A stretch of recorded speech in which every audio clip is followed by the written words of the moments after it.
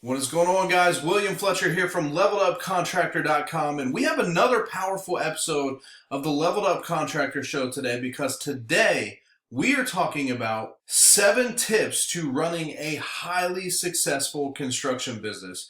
And guys, this is a fun one for me because we're going to dive into some of my favorite things. So a lot of the trainings that I go on, I deep dive into one small, specific little minute detail that you can do to grow your business. And in today's video, I get to expand that and kind of give you a broader outlook and some tips that are going to really take your business to the next level so that you can grow, so that you can scale, and so that you can make more profit. So without further ado, let's dive into the first tip. And one of the first ones I want to give you guys is quality over quantity. All right. And what this means, guys, is doing less jobs at a higher price, but doing better work. And the reason for this, guys, is so many people go out there and they're just throwing bids out, right? Their method to grow is I throw out as many bids as I can at a low price and get as many jobs as I can so I can quickly go through those jobs, sell more, throw more bids out. And guys, if you really want to grow and be in this game for the long time, it's about quality, not quantity. It's about being a little higher priced than your competition, but doing a better job, doing a better service to your customers, and getting more repeat customers and referrals from those customers. And guys, I know it sounds cliche, but really at the end of the day, the best companies out there, the companies that are growing, are the companies that are charging a higher price, providing better service, better materials, better jobs, and they're the companies that are taking their business to the next level, not to mention having the additional funds to be able to pay better people on their team and make more profit. The second one, guys, and this is a big one for me, is follow a proven model. All right. You don't have to reinvent the wheel to have a successful construction business. Find the people that are out there already doing what you're doing and model success. I'm not saying go out there and steal somebody's sales pitch or steal somebody's marketing materials or their truck wrap design or anything like that. Not at all. What I'm saying is, guys, success leaves clues. The successful companies are doing things that you should learn and take from them and model it in your business. Like I said, a lot of the biggest companies that are growing the fastest and doing the best jobs out there are offering better quality jobs at a higher price. That's an example of modeling, right? Raising your prices, providing better quality work, but seeing what other companies are already doing, how they're structured, how they're organized, what kind of processes they're following. And some of the easiest ways to get involved in that stuff is getting in networking groups, going to events, getting training.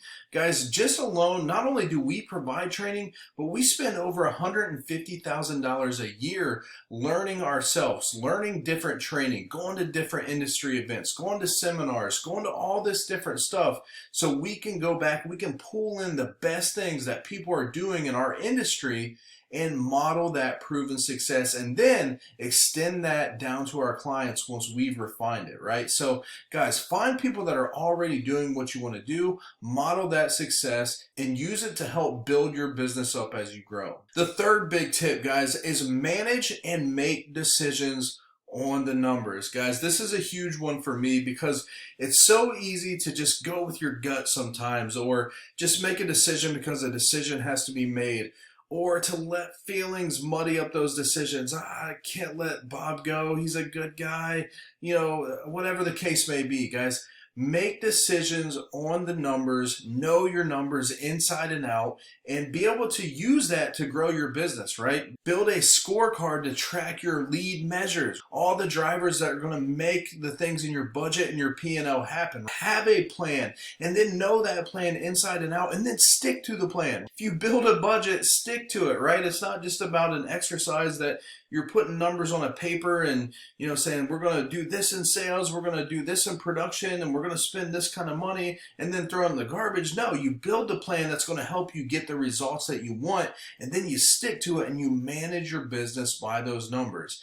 Guys, and it's more than just the P&L and the budget and all that kind of stuff. Setting lead measures for your leads, your estimates, all that kind of stuff, all the things that drive the business to success. Focus on the numbers, use the numbers in your day-to-day business, use it with your employees, use it in your meetings, and most importantly, manage and make decisions off the numbers in your business. Number 4, guys, and this is a big one for me, and it's getting organized. So if you listen to my video where I talk about going from $1 million to $10 million, I talk a lot about this as you get further along to the bigger revenue numbers, because the bigger you get, the more chaos that happens, and the more organized you are, the quicker you can grow and scale to the next level. And if you want to be profitable, also making sure that you create repeatable, sustainable results, you got to get organized, guys. You got to have systems in place. You got to have SOPs so your employees are doing the right things and delivering that repeatable service,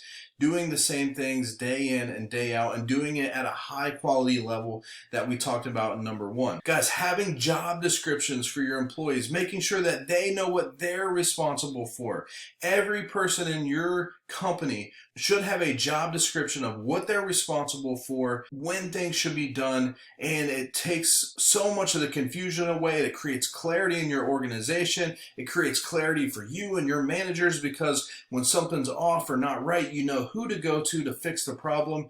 And guys, that's a huge one. It's a huge part of becoming organized. Guys, we talked about this one a little bit in the last tip. And guys, you got to get organized with your numbers. Make sure you're tracking good data. You got good information in your CRM. It's so funny with me when I get with companies and they got these fancy CRMs, but they're not using it, right? It's garbage in, garbage out. They're not putting in good data. So when they go to look at their numbers, it's bad data. Same with your financial data, your QuickBooks data, or however you're tracking it.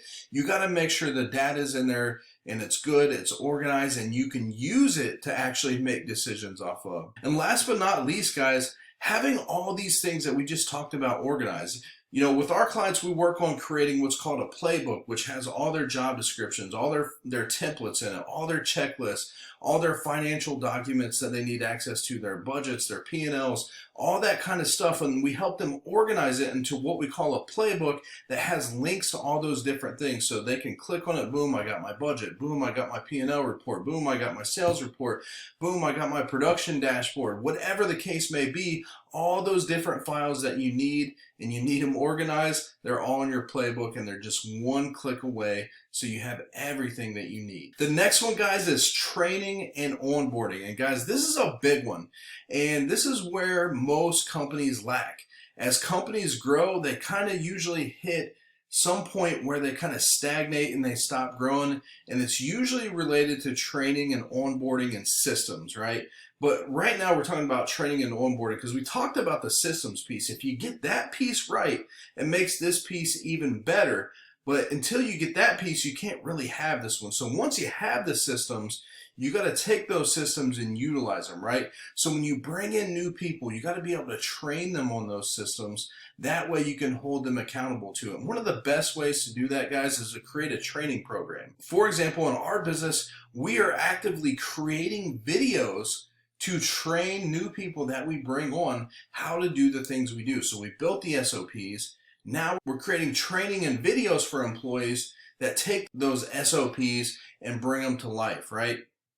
And the training piece is only one part of it. And you don't have to systemize that into videos and whatnot. But what you do have to make sure is that when people come on, they're getting the proper training. You didn't build all those systems for no reason, right? You built them so that people can use them and execute in your business. So when you bring someone on, you properly onboard them, make sure that they understand everything, they know where to find everything, and they know how to do their job and what they're responsible for, which goes back to the job description. Guys, the next one is recruiting. And guys, this is a big one. As you grow, and you want to provide high quality service and get to the next level and be profitable, you have to bring on good people. Good people mean less headaches for you. So you got to figure out the recruiting game. And some people, it seems, like it's some crazy thing that you got to be some HR master and all that. And guys, really it's not. It's about having the ads, the job descriptions, you know what people you need, posting those on job sites,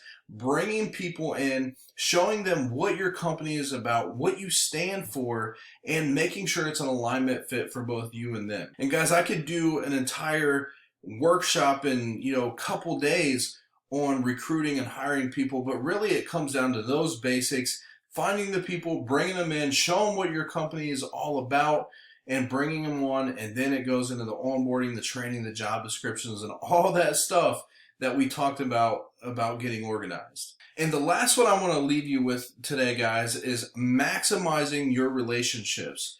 And what I'm talking about here is your suppliers, your vendors, your subcontractors, all that kind of stuff. Because when you can maximize those partnerships, you're going to get great pricing and great support. So having a good relationship with the manufacturer of the products that you install, having a good relationship with all the suppliers that you deal with that provide you those products. Because if you have great relationships with those companies, not only are you going to get great pricing, but you're going to get great service, and it's going to make your life a whole heck of a lot easier than trying to figure out all this stuff on your own. Having those partnerships are key. And then, of course, guys, having great subcontractors and great relationships with them is only going to elevate your business. So when you bring on new crews and new people to help provide high quality work for you, having that great relationship where you pay them good and they provide great work is all about that relationship that you have. So get that with your manufacturers, your suppliers, your subcontractors, and really anybody